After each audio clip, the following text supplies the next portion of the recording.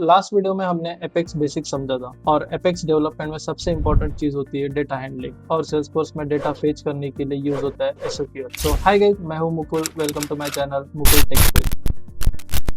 I have total 7+ years of experience in Salesforce development और इस channel पर मैं आपके साथ interview based learning series share कर रहा हूँ। तो चलिए समझते हैं आज का टॉपिक। एसक्यूएल का मतलब है Salesforce object query language. Simple word में बोले तो Salesforce डेटाबेस से डेटा फेच करने के लिए एसक्यूएल का यूज होता है। अगर आप एसक्यूएल जानते हैं तो एसक्यूएल थोड़ा सिमिलर लगेगा, लेकिन Salesforce में query writing completely object based होती है। मतलब object, relationship and metadata structure, इनके अकॉर्डिंग क्वेरीज डिजाइन होती है। अगर एक रियल प्रोजेक्ट एग्जांपल ले, मान लीजिए आपको सारे अपॉर्चुनिटी फेच करने हैं जिनका स्टेज क्लोज 1 हो, या किसी अकाउंट के सारे रिलेटेड कॉन्टैक्ट निकालने हैं, या डैशबोर्ड के लिए फिल्टर डेटा लोड करना है, तो यहाँ एसक्यूएल यूज होता है। लेकिन रियल डेवलपमेंट में सिर्फ क्वेरी चलाना इनफ नहीं होता। इंपॉर्टेंट होता है क्वेरी ऑप्टिमाइज है या नहीं, सिलेक्टिव है या नहीं, बल्क सिनेरियोज हैंडल करे है या नहीं। इसीलिए एसक्यूएल का डायरेक्ट इंपैक्ट होता है परफॉर्मेंस पे, कॉर्नर लिमिट पे और ओवरऑल स्केलेबिलिटी पे। एक और इंपॉर्टेंट कांसेप्ट है रिलेशनशिप क्वेरी, मतलब चाइल्ड टू पेरेंट और parent to child. Real project में ये ऑलमोस्ट हर जगह यूज होता है। अगर रिलेशनशिप एफिशिएंटली यूज नहीं किए तो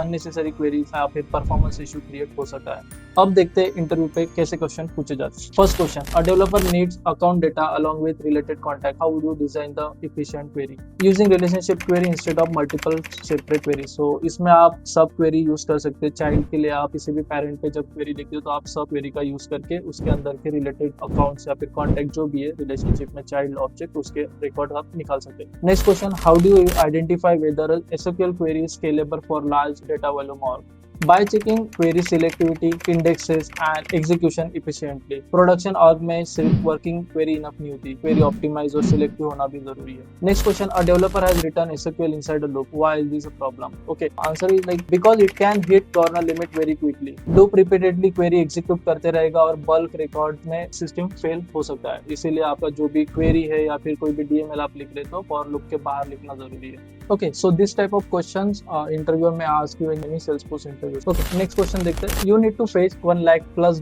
records from Salesforce. So how will you design the solution? So answer would be like using batch Apex with optimized SQL query. So batch class और batch Apex ये हम लोग आने वाले videos में देखेंगे. Okay, next question. A query is hitting kernel limit during bulk record processing. How do you fix it?